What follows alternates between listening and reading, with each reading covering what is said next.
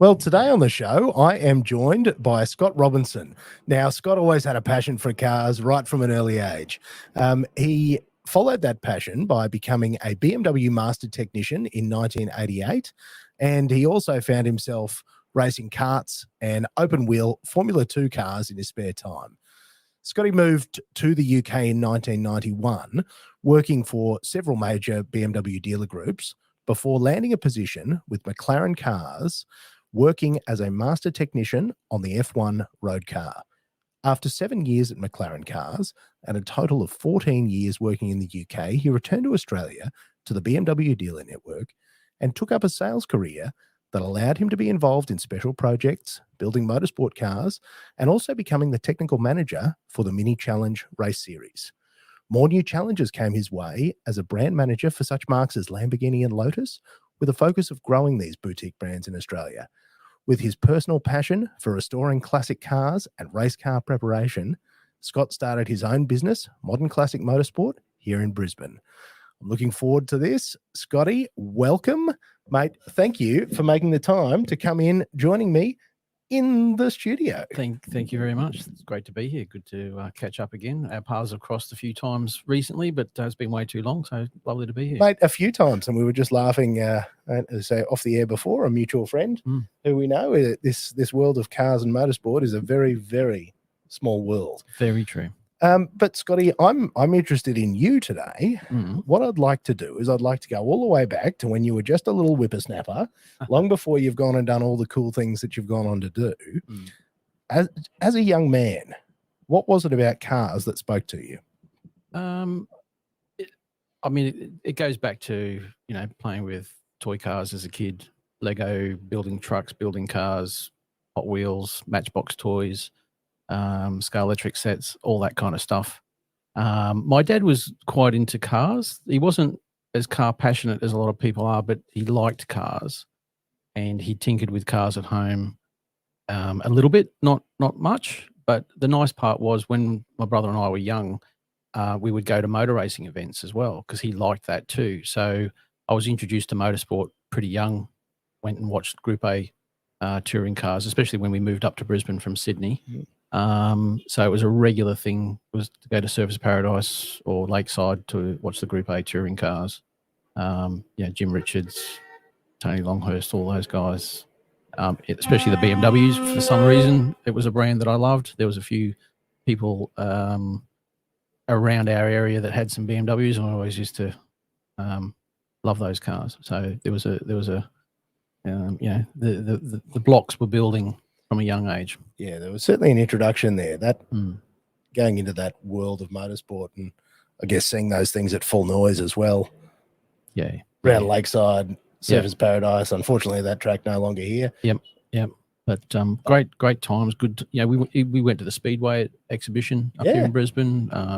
Went to the drags at Surfers Paradise when they had drag racing on. Yeah, right. So it was a good thing. My dad was into cars, and we went to some nice events, and it just got the spirit of that whole adrenaline of motorsport. Yeah. Sucked you into it. Sucked me right in. Sucked me right in as a young guy. Yeah, that's for sure. And obviously a bit of a translation from being, a fan behind the fence to finding yourself wanting to tinker. How did that how did the idea of becoming a technician, and particularly becoming a technician with BMW, how did that start coming together? It was at the end of high school. I finished year 12. I didn't really have an exact focus of what I wanted to do. Even then, it was like, what am I going to do? Mum and Dad said, hey, if you want to go to university, what are you going to study? I said, you know what? I'm over school. Yeah. And Dad said, well, get an apprenticeship. And he had connected me up with a couple of his contractor people, Sparkies, to go and spend some time with them through school holidays. And I liked the technicality of working with electricity. I thought, this is good, this is interesting, and I was enjoying that. And then finished high school back in the day when you'd be looking at the Courier Mail for the jobs. And then I saw an apprenticeship ad in the job section for Anand & Thompson, and the BMW Roundel was printed on that little black and white ad in the newspaper, and I thought, BMW, apprentice motor mechanic. I think I might apply for that. That could work. And did my CV up better and sent it away and got an interview and got the position. So, and that was the start. And was that a hard interview to get through? Like, how tough was the process? Was there a lot of competition at that time? There was. I was told there was 300 applicants. Bloody hell. And so I was quite lucky to get through. Like, I think there was, from memory, 2 or 3 interviews. Yeah, right. The last interview was my mum and dad had to come down with me as well. Really? So it was quite a. I mean, that wouldn't happen these days. No way. But, what did they have to do? I don't know. Just prove that they existed. Perhaps. I don't know what the theory was. They just wanted to meet my mum and dad as well. Wow. So just ensure that you were good stock. Possibly, yes, yes. But so I was lucky enough to. They took on 2 apprentices that year. Myself and another guy. And so where was that dealer?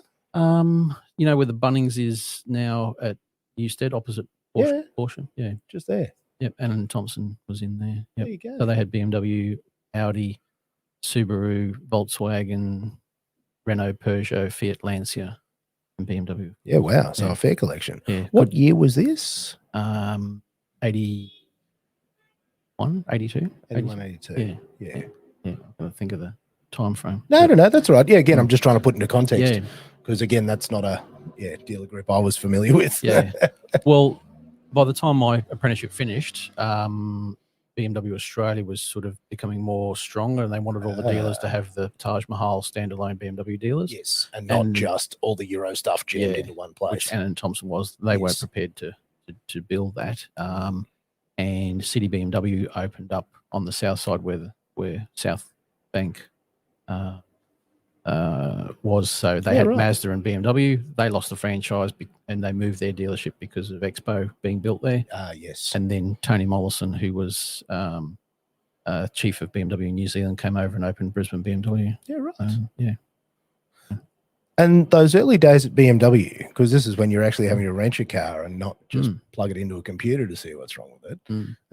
So that era, what sort of cars were you playing with there at the BMW group? What did they have a lot of coming through? Oh, it was, E21 323i's, 318s, 5 Series E28 5s, 7 Series E23s, and then the new models were coming through. The E30 was released, 3 Series. And then just following on with all the new models. So it was that era. So into the E30. So you came into it at a good time. Oh, definitely. Plus, there was still classic stuff that I call classic that I'm into. Were coming into the dealerships, like the 3-litre E9 coupes, the E3 sedans, all that kind of stuff was there. Yeah. So at the time, you're going, oh wow, this is a little bit older, but I was in love. The 6 Series was never imported to Australia officially back then either. So there was a few privately imported 6s that were coming in. When did they start coming in? Because they did get 86. They were officially brought back in. Right. There was a few privately complied cars that were 633s sort of in the late 70s, but most of them were privately imported. Because that's a hell of a car. Oh yeah, beautiful. That was my dream machine. Was it at really? The time. Yep. That one. That was the first car I bought when I moved to the UK. Was it really? Find myself an E24 635 CSI. Wow. They are stunning though. I mean, that's that was a classic car. I've owned quite a few of those. I have no doubt. Mate, how many years to knock over your apprenticeship? How long? 4 years. 4 years. Yeah, back in that day. I don't know whether it's different these days, but 4 years. And you've also got the Master Technician. Is that an additional layer of training, or is that just? Yeah, it was. BMW Australia was the first to set that up properly amongst all the BMW concessionaires around the world. So they put that in place with a tiered system of levels of a registered technician, then a senior technician, and then a master technician. Right. So with exams annually and things like that. So you went to Melbourne or Sydney and did these massively high pressured exams of diagnosis, 2 or 3 days worth of absolute pressure to work out situations and problems that they put into cars. And I was lucky enough to pass that. The first group of master technicians in Australia, of the 7 guys that were the first to get through. So yeah, that was So good. you're part of that. You're part of the very first, I was part of that first group. very first Master Technicians. Yeah, yeah. And then having that training passport when I travelled to the UK, Ah, I just did a bit of a a European holiday yeah. and dropped into a few BMW dealers. This was '89, and then lots of places going, "Wow, this is fabulous! Yeah, come back and work for us." So Yeah, right. but Because I was going to ask how that all started, and actually, I was going to also wanted to know on the tests if they asked why are the indicators not working? yeah, well, but this was the thing. They gave real curly problems Did as well they? as real basic stuff, like Really? the fuse is blown, and they wanted the talking to the guys later. Yeah. They wanted to analyze your diagnostic process. Yeah, right. And that's what it was all about. It's not whether you actually solved it, it's whether your process was consistent, that even if you didn't solve 1 out of the 15 problems, they could see that you would have got there in the end. Yeah, right. So that was the main thing that they Was wanted the to see. complex problem solving ability. Yeah, easy stuff. Yep. Because a lot of people will just jump straight to the complex without checking the basics. And it might actually be the basics. Yeah, and there was one that they chopped the terminal off a fuse. Oh, really? And popped it in the fuse box, so it looked perfect, fine. Yeah. But unless you tested it and pulled it out, you wouldn't have. Yeah. See, that's a good one, isn't it? Yeah. So it's actually quite a complex. Yeah. So it was there to test you. Mate, the rigors of that are actually that's see, it all starts making sense as I, think forward in my head. So you've done that. You've been so how many years did you stay at that dealership? So you obviously finished your apprenticeship and then from Allen and Thompson, moved to City BMW. Yep. So South Brisbane. And then that was only a year. So it was 86-ish. And then 87, Brisbane BMW opened up.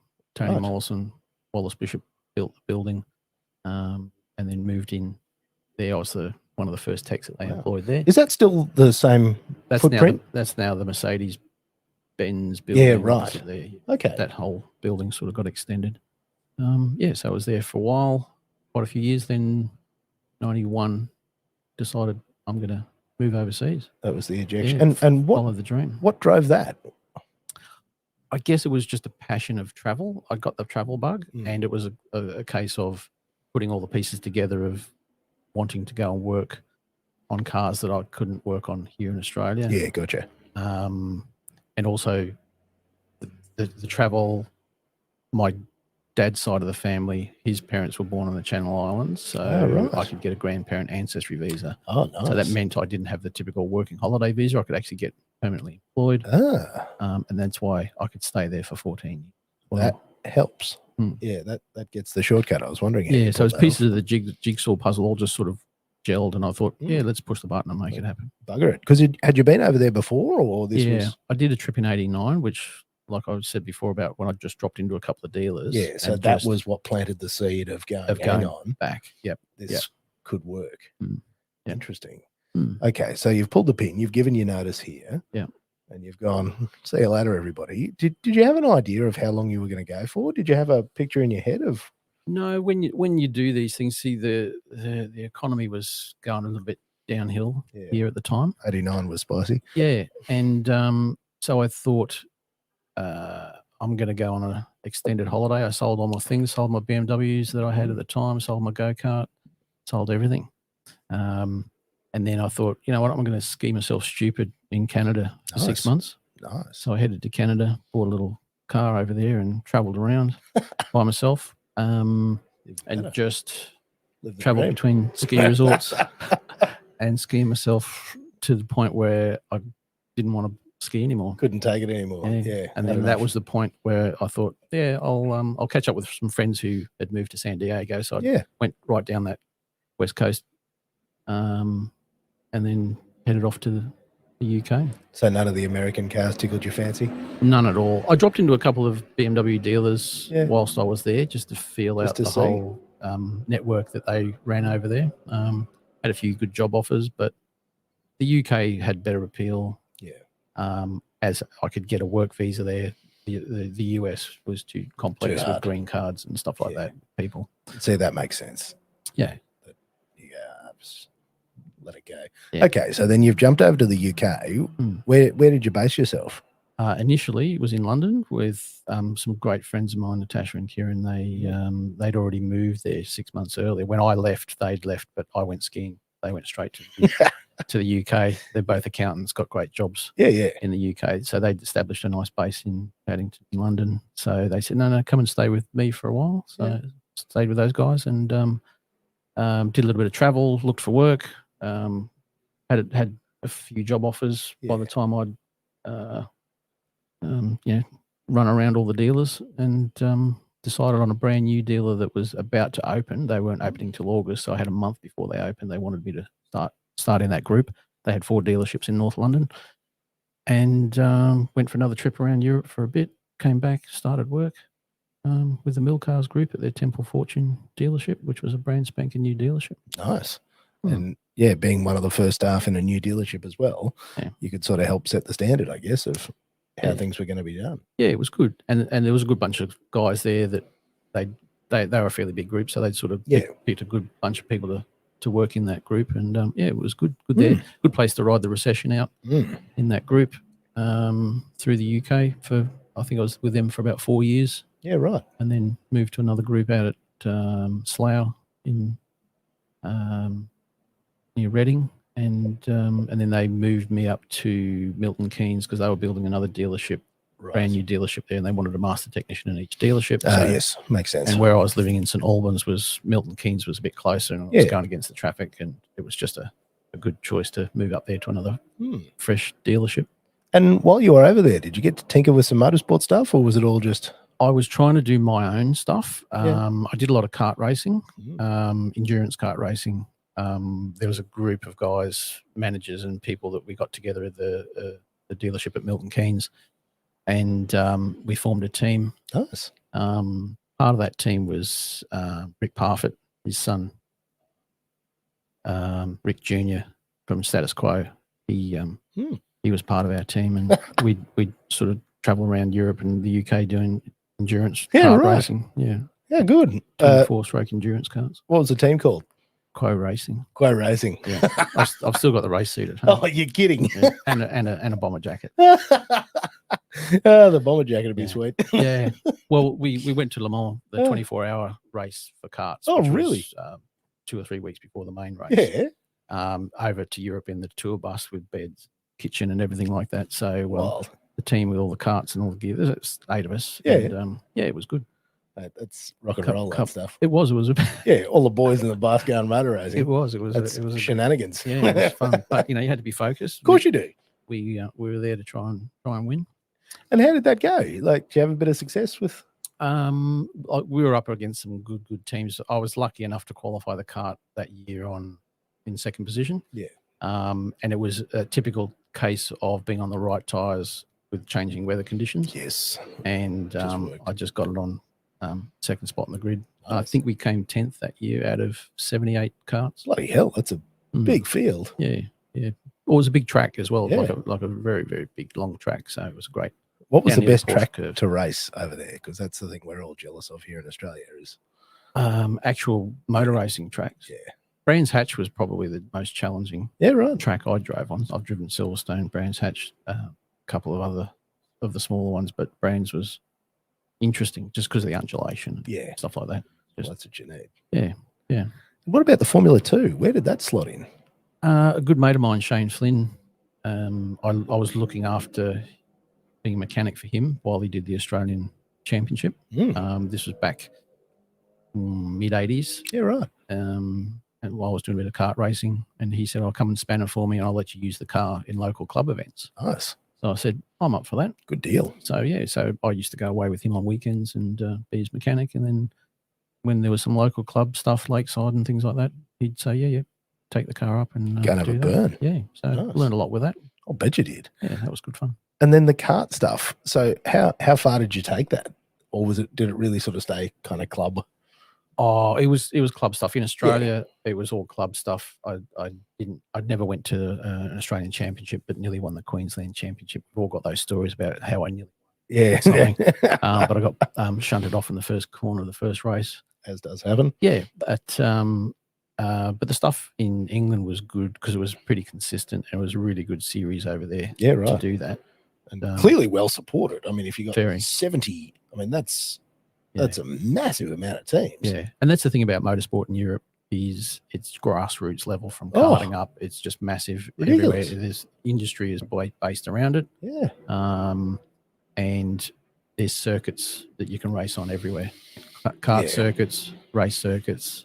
And that's a whole another topic about what I hate about motorsport in Australia is that they keep throwing money at temporary street circuits where every state needs you need a dedicated motorsport. Well, honestly, circuit. that's a topic that I love because on the one hand, I watch the government saying get hoons off the streets, and then on the other side, I watch them closing down racetracks. Yeah, and that is an immense frustration. It is watching those things. You know, you build a house next to it, people complain, and then they shut the racetrack. Wakefield has been been tragedy this year, and down in the cane fields there, extreme karting, they got shunted because someone's unhappy and wants to put apartments on the land or whatever the roundabout is there. But the government throw millions at putting a temporary circuit up. Gold Coast, Townsville.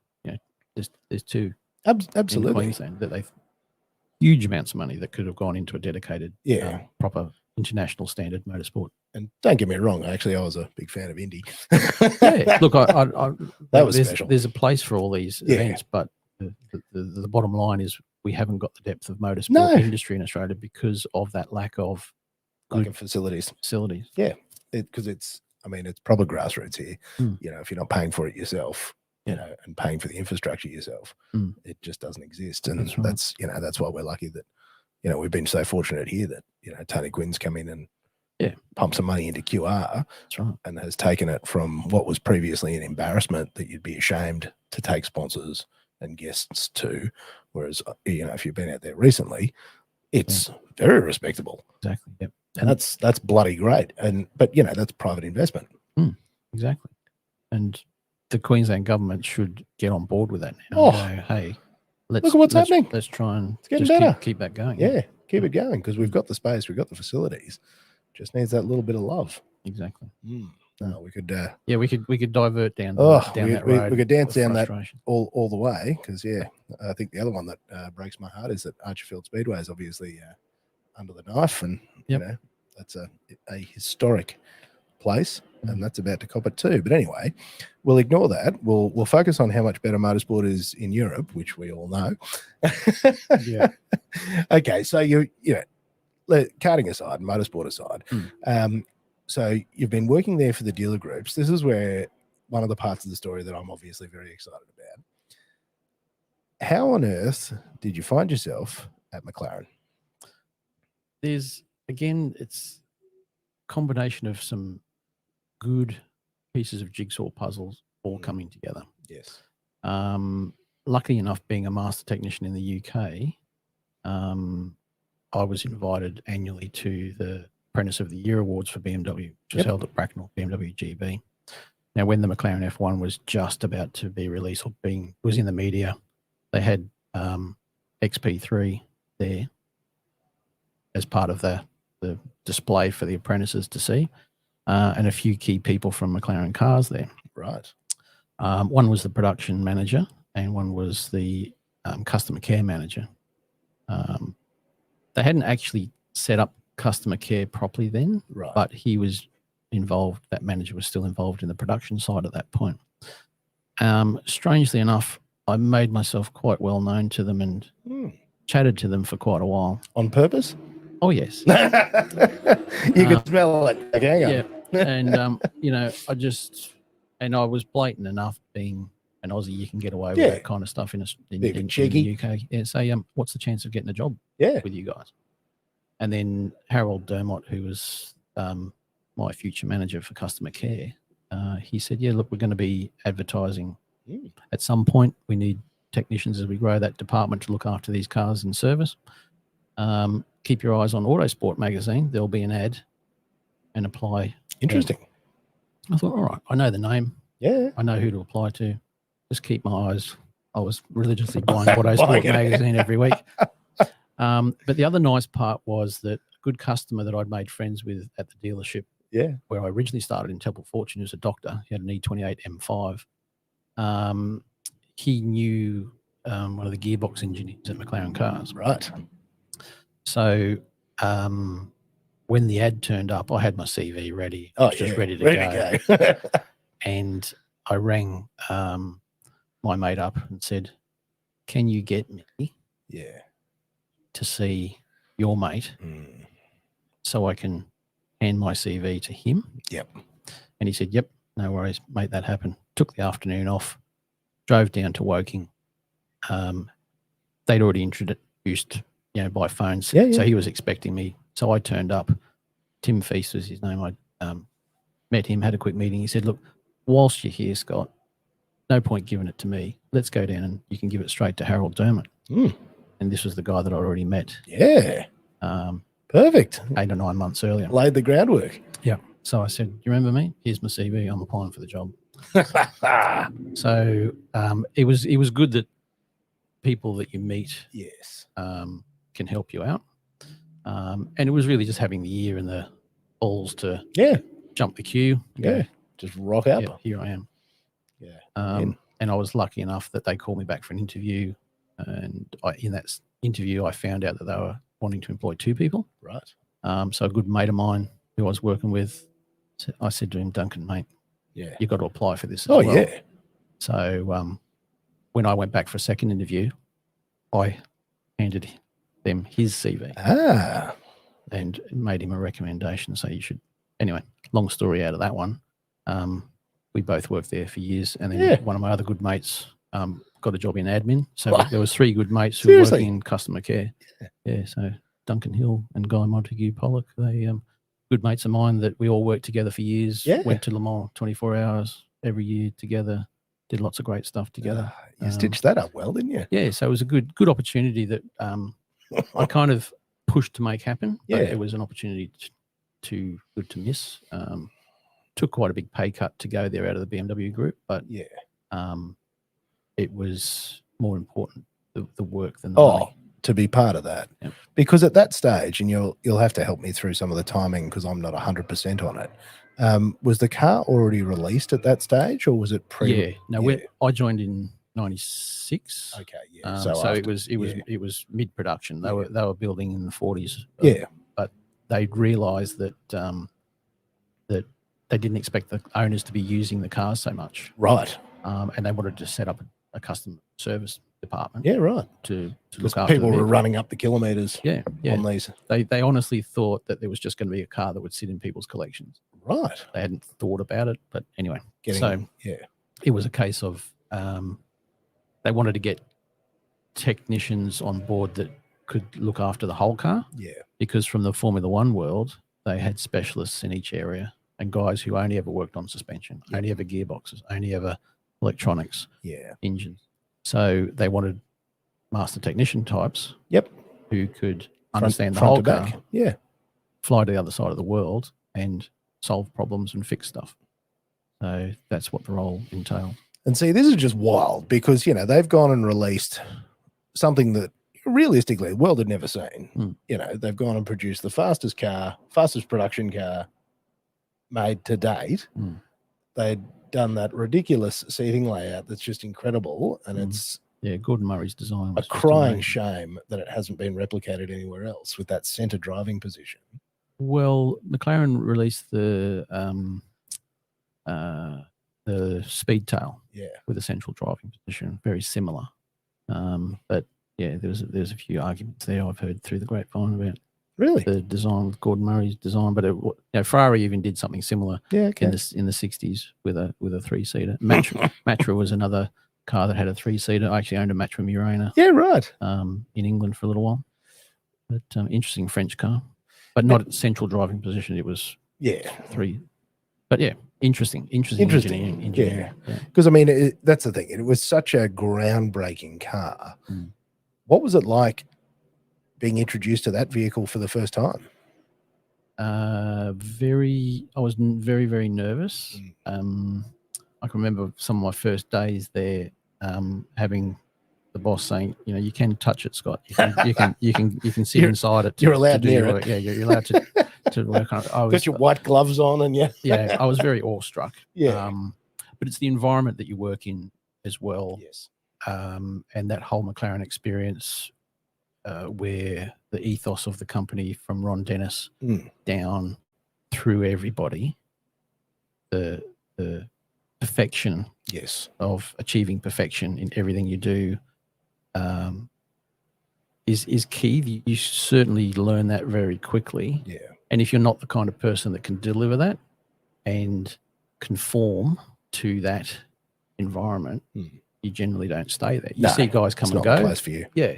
But the guys who are there and they've stayed there and they're in that zone, engineering and the level of, well, in our department was perfection in customer care. Yeah. For a car that level of customer care had never existed, because it needed to match the car that had never existed before.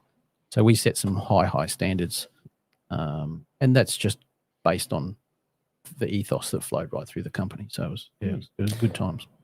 And what surprised you about coming to McLaren? Surprised me, I guess, just that work environment was great. Yeah. And again, the people who owned the cars, the biggest majority were passionate car people. I'll bet they were. There were quite a few owners who just were that collector, and you never had anything to do with them, or you just looked after their car. But there were a lot of customers who were passionate car people. Who just loved it. Yeah. Come to the factory. Obviously, one of the notable owners, and again, I don't expect you to talk about anybody, but, Rowan Atkinson obviously being, a very passionate owner, who just loved it, loved driving it, dusted it up a few times. And I helped repair the car a couple of times. And in doing that, got to know him a little bit as well, which was great. And he wanted to know the guys who worked on his car. I'll bet he did. Because again, being an enthusiast, he strikes me as the sort of bloke that would actually want to hang out and learn a few things about the car.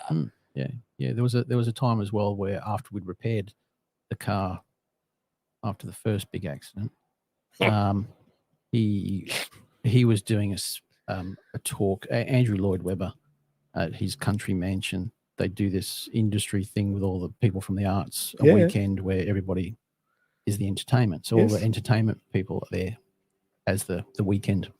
And Rowan wanted to take the F1 down there and do a speech on it. Yeah, right. So I put the car in the trailered it down there, and he said, I've set this podium up, this round podium, got to get it up onto this thing, and it'll be rotating. We'll have the cover over it. And he said to me, now, Scott, when I start talking about Concorde, I want you to walk from the back and then just start to slowly lift the cover off the car. I said, right, I'm in. Yeah. So I want you to help me out. Got this. So he's making this great speech about the McLaren F1 and, comparing it to Concorde and things like that.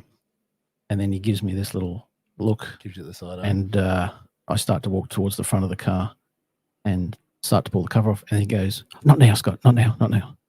I'll put the cover back on, walk to the back of the car, and I'm thinking, what's going on here? And then he keeps going on and on, and he starts talking about Concorde again. And I go up to pull the cover. He goes, not now, Scott, not. And then I'm realizing now I'm part of his comedy act. Oh, you're the stitch up. Yep. So everybody's in stitches by this point. And then I'm at the back of the car, and he talks about Concorde a little bit more. And then he goes, now, Scott, now. And everybody's pissing themselves laughing. It was so good. And he thanked me so much for that later. Oh, what a legend. But he didn't let me in. He just wanted the comic humor of him controlling the whole thing. Absolutely. It was a brilliant afternoon. Oh, what a good dude. He asked me to take all the guests for laps around the country estate in his car for the next hour or two. Oh. So little times like that where you have these experiences that you remember for the rest of your life. Oh, that's surreal. These were the pleasures of the people that you meet.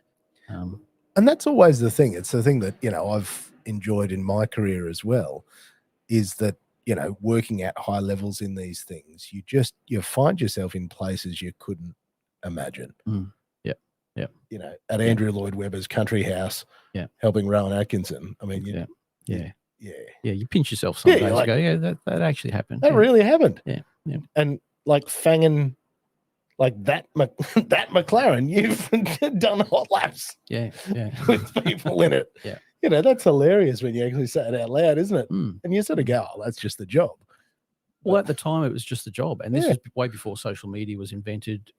We had Yeah. a very strict privacy, Oh, confidentiality absolutely. policy in McLaren Cars. No photographs, No. nothing. We never talked about owners and their names, never. stuff like that. So it was very, very because that's what we set the standard, and the customers appreciated that. Of course, the discretion's a huge part of that sort of stuff. Yeah. So it was all. You know, I've got hardly any photos of that period time. at that time because of the restrictions that we had on us. But these days, part of a company's brief is to get as much as much coverage as possible. Yeah. And it's actually probably sad that a lot of that's lost to the ages, and it's just lost to stories now because you know, it wasn't recorded. Yeah, I've got lots of good stories, but that's maybe another day. But yeah, I'm sure.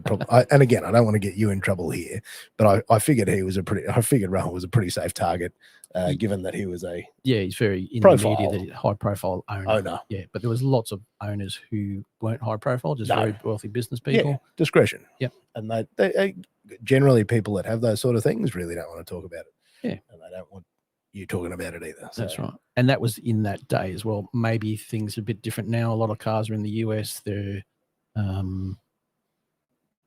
with the current world of social media, everybody's happy to be having their car out there and stuff like that. So it was a different time in the 90s. It was a different time.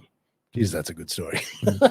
Yeah. So your time at McLaren, and I'll have to share, there's the photo of you sitting in the McLaren F1 that is one of my favorite photos that I've seen you share before. I don't know, like that whole thing just makes me smile. When did you wind up at McLaren? When did that finish? That was 2004, and the SLR project. I was in our department. We were doing we were developing the SLR for Mercedes-Benz. Yeah. And our department was involved in a lot of the crash testing, putting the cars back together with the engineers, understanding the areas that could be repaired, making repair sections. So in the field, these cars could be repaired and still have the same signature in a crash, because the carbon fiber had to be able to be exactly that same signature for the same impact after it had been repaired. Yeah, right. So all the technology going and watching the cars being smashed into concrete barriers or deformable barriers at certain speeds and certain angles, and then repairing those with the engineered sections that the engineering team had developed. So that was interesting work. I was actually in charge of the special tools for creating all those special tools that were needed out in the service world for Mercedes-Benz. So designing and manufacturing. Yeah, because we were the team that were pulling the cars apart and understanding where the needs were of a special tool because we can't get to that, so we need a tool to do that. How are we going to pull the engine out? So a big cradle to pull engines out and things like that with special pieces. So there was about 14 or 15 special tools that were developed that I was in charge of going to Blitz in Germany, the manufacturer of special tools, dealing with those guys. And see, that would have been cool, the crossover with Mercedes, because obviously their technology, you know, I've been fortunate enough to have a tour sort of behind the scenes at Mercedes Formula One, and sort of got to see some of the places you're not supposed to see. Yeah. And mate, I was blown away at the science. I was blown away at the level that they work to and the R&D.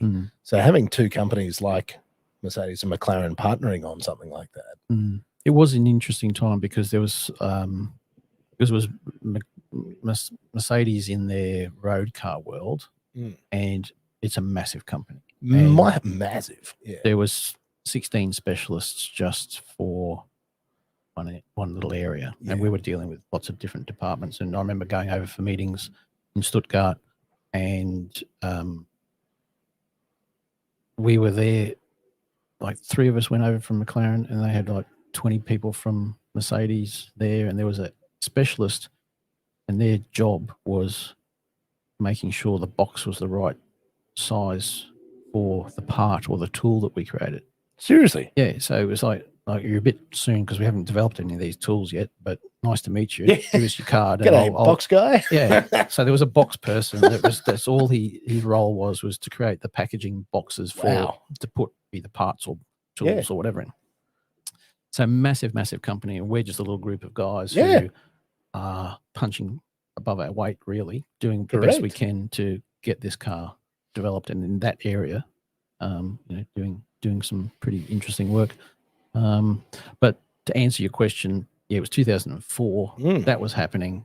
But my mum wasn't well, so there was a desire to head back to Australia. I had to sort of commit probably to another big chunk of life in the UK. Yeah. So it was a time that I thought you had to make the call. Yeah, had to make the call, come back, spend the last 2 years with my mum out here, and then that sort of got me back into the groove of being in Brisbane. Yeah.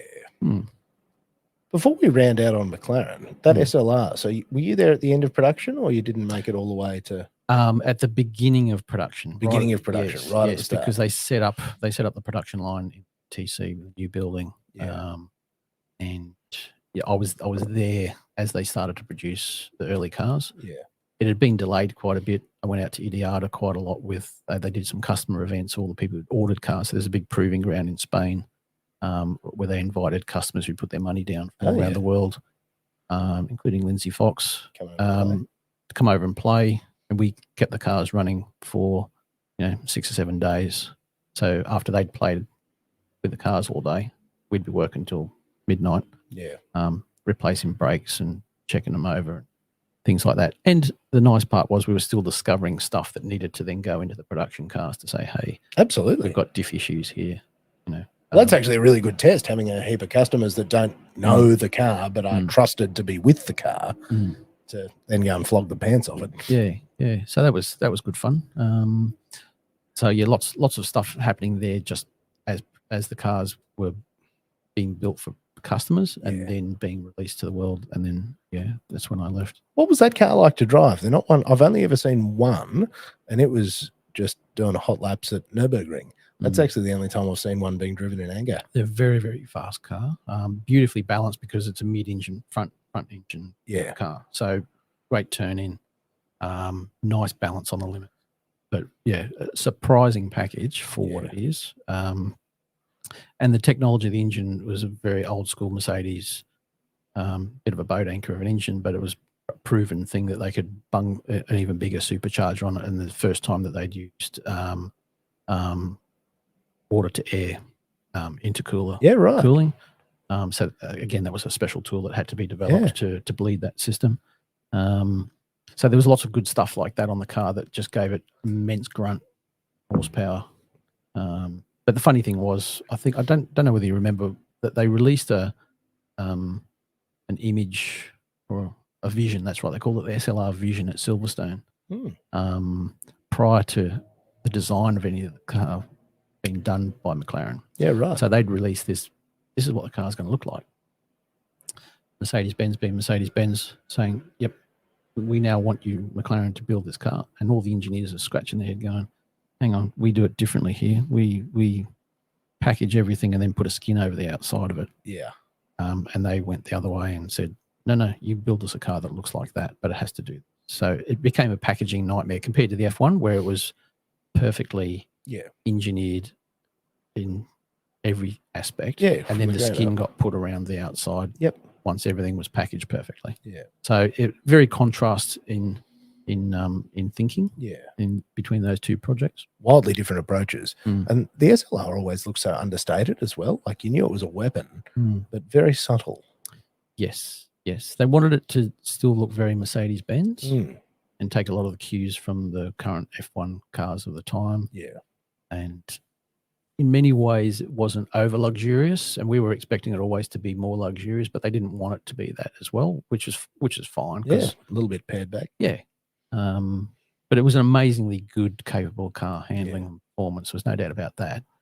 For its day, it was a stonkingly good car. And that was the end of the McLaren F1 production run as well? Was that we'd already finished the production.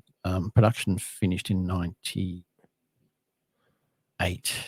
Yeah, the last car was produced in 98. Do you remember, because again, I don't have the number in front of me, how many F1s were produced? 106 chassis were built all up. Right. Yeah. So, including all the GTRs, Yeah. spares, stuff like that. Do you know how many still exist? Top of your head? Oh, I know there's about 4 that's been destroyed over the years. Didn't make it. Mm. There's always a couple. Yeah. Yeah. Yeah. But that's life. But yeah, they're worth so much these days. Yeah. That they're worth repairing. Oh, And, absolutely. They have the ability to remold sections and stuff like that. When I was there was some big crashes that and they could still go back and fix everything, because I guess they tooled everything themselves, so it wasn't that's right. a big stretch. Yeah. Okay, so you've had to come back to Australia under, I guess, what are very unfortunate circumstances. Yeah.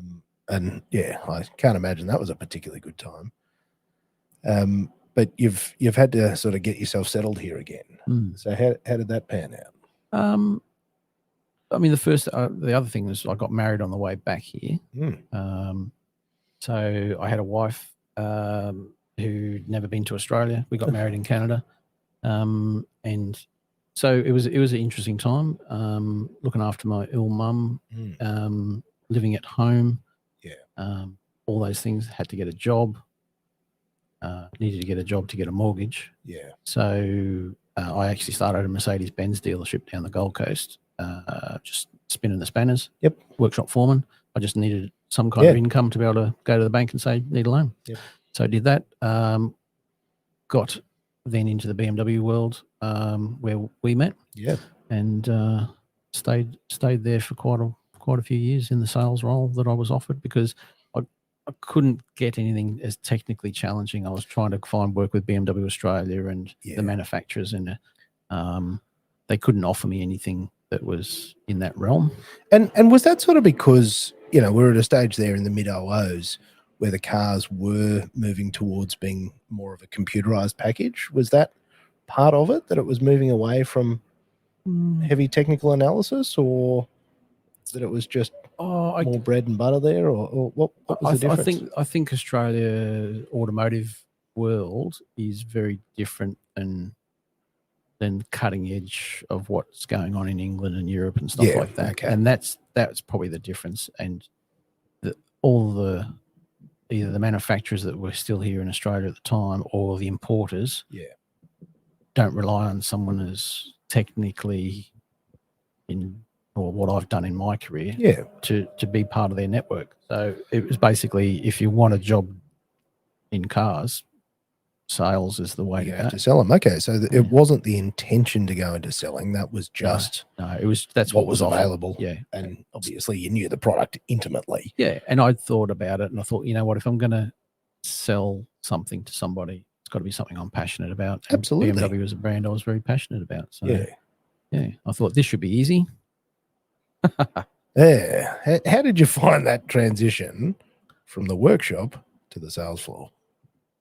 Well, the nice part was that working at McLaren, you do get a good understanding of customer relations and communication with people. So I kind of took that, as well as all the training from BMW. I must admit, they do some amazing sales training. And I felt a little bit fish out of water, but learning the product, I could talk about cars all day to people. Yeah. It was the training that I needed, how to move people towards sale, road to a sale, getting the deal done. Yeah. So that was all new, and I was learning rapidly, doing my best. So I think I did okay. I never did amazing, but I did okay. But after lots of years of doing that, and I had some nice challenges in the middle, like mini challenge and being involved with some special projects at that dealership, which was good fun. And that kept my passions alive in that area at the same time. So it was good. you had a good opportunity to tinker, and it was always one of the nice things was they were always keen to play with different ideas. I honestly I thought Mini Challenge was really fantastic because obviously that was a time when Mini was really pushing in to the Australian market. Mini Challenge was obviously part of that as a broader concept. And that Mini Challenge car, tell me about how that sort of all came together with the Mini Challenge car and then you being involved as well in that series. Mini Challenge came to Australia, and One Make series, these cars were sort of promoted as a full-on BMW Motorsport prepared vehicle. So a lot of reasonably high-profile people in motorsport thought, "Yep, let's get involved with this." Good fun. And the owner of the dealership that we worked at thought, let's get involved, because obviously through BMW Australia, it was all promoted out to the dealers to say, you guys should get involved, etc. Absolutely. And my talent was somehow discussed with the people running Mini Challenge. Right. And my services were exchanged for can't remember whether it was a car or something. Anyway, so I was given to them for free. Nice. To be the technical manager. There you go. For the series for the first year, knowing full well that I was going to throw myself into it and enjoy it, because it was a lot of data logging and things like that the technical manager had to be the liaison between the teams and BMW Motorsport, who built the cars, and the issues that you go into thinking, yeah, we'll get involved with this, but you don't understand that there's going to be all these amazingly frustrating issues with these fresh race cars. Oh, of course. Which had too much road car software still in them. They weren't pure race cars, and that was the biggest issue, that they really had just taken road cars and put roll cages in them, and that was it. They really should have made them a little bit less road car. Yeah, so it'd still throw up some lots of faults and stupid. I think because BMW didn't want to ever see engines blow up and stuff like that, they had a lot of safety stuff still in there that was causing frustrations for the drivers, going, well, I'm feeling it losing power here. It cuts out there. So it is actually cutting itself out to protect itself. Yeah, there's a lot of protection stuff that the Germans never admitted that was in it, but eventually they did. Yeah, well, you could feel it. Yeah, mate, I want to bounce the limiter. Yeah. And we had some really great professional drivers. Paul Stokel was in there for the first year, and guys like that you trust in that they know a car. They know what they're talking about. Correct. And we're constantly trying to get the feedback back to Germany, and we had some of the German guys come out. That was the best moment, because we could have them here in Australia, seeing what was going on, and you knew that they couldn't say stuff. No, but you go out and have a few drinks after a race weekend, and mate, things just fall out. Get a little bit more deeper into the conversation, and things get admitted to you. So it's always good. It's a nice feeling to have an influence on a whole series that by the end of that first season we'd sorted out a lot of frustrations. Yeah, and then it went into another 3 years after that. Unfortunately, financially, things happened behind the scenes that meant that it didn't last. No, and look, One Make series have always struggled. I look at all the series that have come and gone, in the many years that I've been paying attention, and they really do have a hard time when it is just a single car, single manufacturer. Yeah, mate. I reckon the Hyundai Excel series has to be the outlier. That's the only one and that's just based on, again, cheap and privateer motorsport with no support from any branding. No. It's just a group of guys got together and go, let's just race all these things. Let's just race these. These are cheap and good, and we'll thrash the guts out of them. Formulate a very, very basic set of rules, and away we go. That's got to be the best One Make series, I think. I'm trying to think of a series. Well, there was the HQ series and the Gemini series back in the 80s. Yeah, right. Yeah, they were pretty successful as well. The Geminis were very good, because that was again, like the Hyundai stuff now. Yeah. Relatively inexpensive cars to buy. You think about it, we're in the 2020s now. Those were being made in the 1990s, those cars. And they're still flogging the guts out of them. Yeah, but there's plenty of them out there. So there's lots of parts, lots of body shells. So it worked. Oh, no, well, poor old Mini Challenge, because they were a cool car. They were, yeah. I actually really enjoyed. I got to tootle that around a little bit. That was that was a good thing. Yeah. And so in terms of other special projects, was there anything else that sort of tickled your fancy in that time? Got to build a couple of nice BMW E9 coupes. There was a lovely motorsport replica that we built, art car replica. I won't go into that case. There's names that I shouldn't mention. People listening? Yep. Of a particular artist. But that was a lovely car to build. Yeah. Good project. Got to enjoy that around Lakeside a few times from some nice. charity events. That car lives in Melbourne now. Yeah, right. Is it part of a private collection or is it in a public? It's a business ownership. The guys at Southern BM. Yeah, right. Plug, they own it now. Nice. They use it for have it out on display. Purposes. That's a good looking car. Yeah, it's still wrapped in the IMSA motorsport colours now. Yeah. So hidden the beautiful paintwork of the art car that we copied. No, benchmarked. Yes. Benchmarked. Yes. Benchmark took influence from. Yes, that's right. Yeah, there's a few small details that aren't that make it that 1%. That's the margin of difference, right. Isn't it? Yeah. Now, obviously, you roll there with sales, but you were certainly finding yourself reasonably enthusiastically pulled into other things. At some point in time, you've decided that you want to have a crack at this by yourself. Yeah. Talk me through how that started. Well, I always had a bit of a passion. I had it in my head that, I really should do some stuff myself one day. Yeah. And I could see some openings, and I always had a passion for classic cars and tinkering at home with my own cars, doing it for friends. So I decided to jump out of the car dealership network and have a year off, see if there was anything else out there that I could get into. Did a bit of travel, bit of a sabbatical. And in that time, I couldn't think of anything else I'd rather be doing except cars. It was drawing me back all the time. Yeah. So when I got back from the travels, I had a few friends saying, "Oh, can you fix this on my car? Can you fix this?" And I was, yeah. So I'm crawling around on their garage floors and doing improvements and things like that. And a couple of friends said, "Oh, you should do this for a business." And then that sort of triggered the, maybe that's not a bad idea. Let me just think about that. Let it bounce around in my head for a little while. Yeah.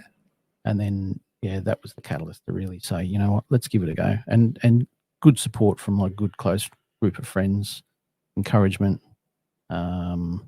A few mentors sort of were backing me saying, like this is right at the beginning of COVID. Yeah. Terrible time. If you can start a business and get it off and the make ground, it survive, then it'll be fine. You'll never have any troubles. Yeah. So that was the passion of tinkering. I wanted to restore classic stuff, all the stuff I love. Yeah.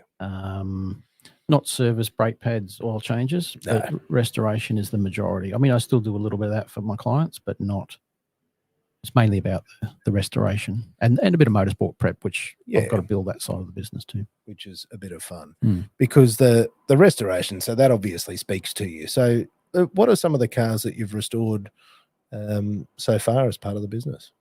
Oh, a nice E24 635, nice black one. That was a colour change for the customer. And a 2002 E10, same thing, was a different colour, now black. And what else have we done? There's a E9 3-litre CSL being restored at the moment. That's going to end up being a lovely, lovely car. Then I've got an E30 M3 that I'm going to do for a customer soon. Nice. And there's been a couple of smaller projects where I'm doing parts of the mechanicals for people as well, where they'll look after sorting the bodywork out. Yeah. And then I'll do mechanical stuff that they're not capable of. So it's a bit of a finesse. Just doing the bits that people can't do themselves as well for some clients. And, the name of the business makes sense, but how did that come about? Were there any other close names? No, I think I created that business name back when I was still well and truly in the dealer world. Yeah, right. I started my Instagram account with that name. Really?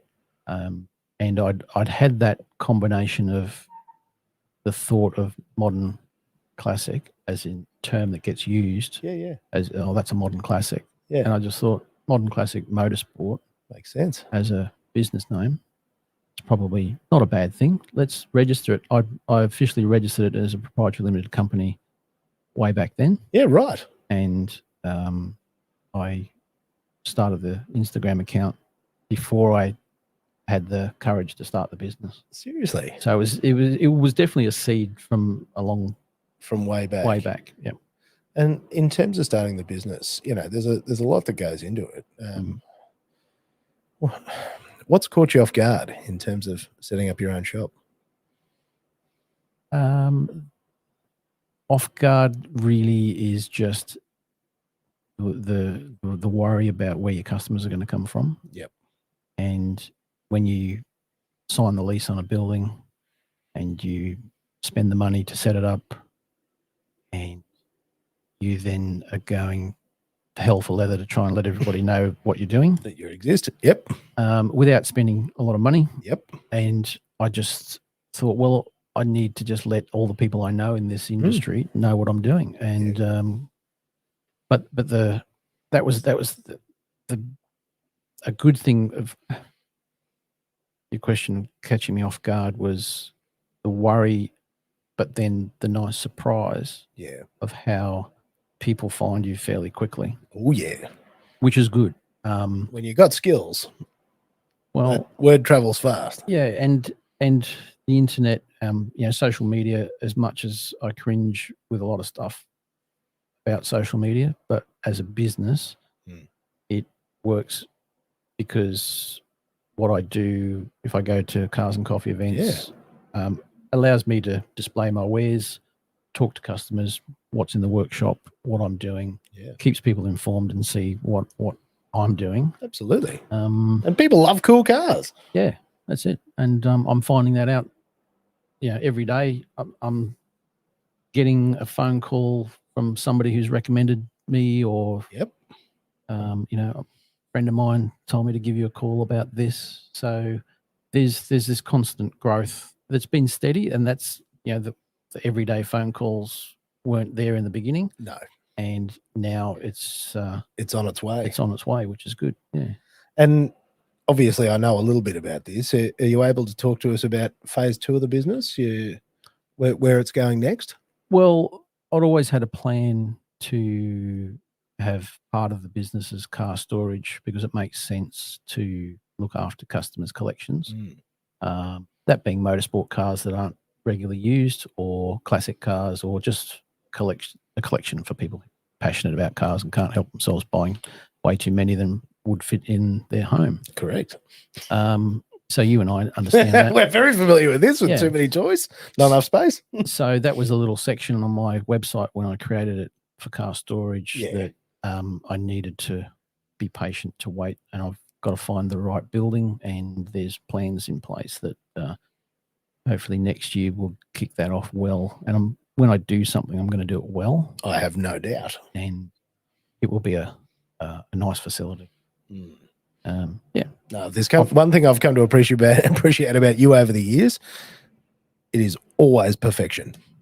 I strive for that. Oh, mate, it is something that has always stood out. And even going down to your current workshop, when I walk through there, the level of presentation of the cars in there, you go to a lot of workshops and there's just, stuff everywhere. But well, I try and keep it looking good in there. I mean, it's an old place. It's not the most amazing building, but it was a place to start. Mate, it's shed number 1. That's it. Mate, my business started under my house. There you go. Yeah. But you got to start somewhere. You got to start somewhere. Yeah. It's but I'm looking for the next step, and part of that next step is to move into something that has the ability to store customers' cars very well. How big do you think you'll go? What do you reckon? Got a number in your head in terms of square meters? Yeah, probably somewhere between 450 and 600. Nice. Double stack? Is that the Yeah, we'll go triple stack. Nice. Oh, mate, I'm gonna have to compare notes on this. That's the plan. Yeah. And in terms of, you know, your race car preparation, what sort of stuff do you do there with the race car prep? Oh, at the moment, it's really just customers who like to do track days. Okay. Just making those nice mods. I've got a couple of good customers who just have cars that they want to go and do track stuff. So it's a case of making sure the car's capable of doing it, upgrading brake pads, better cooling for their brakes. Just the little things. Just the little things that take a road car into a better place for going out and doing sprint stuff. But yeah, would love to do a bit more. I've done a lot of stuff with a good friend and customer who's no longer with us, but prepped his tarmac rally car for many, many years. And so that was a nice experience to sort of take that from a relatively standard E30 M3 and develop that as over the years. Yeah, into a full-blown track weapon. Yeah, it's a pretty good package at the moment, and very capable of being a good track weapon or a tarmac rally car. Yeah.